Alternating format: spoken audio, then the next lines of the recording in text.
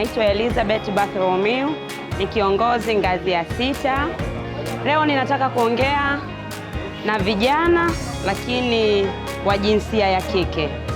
Wakati mtaani mnalalamika ajira, sisi Eternal International tunavuna hela. Na wakaribisha kujiunga na Eternal International. Nilikuwa ni mdada kama nyinyi wa kawaida mtaani nikiaso, lakini nilivyopata chance moja ya kujiunga Eternal International, niliitumia kwa ajili ya kubadilisha maisha yangu. Kama wewe ni mdada, nafasi kwa ajili yako ipo.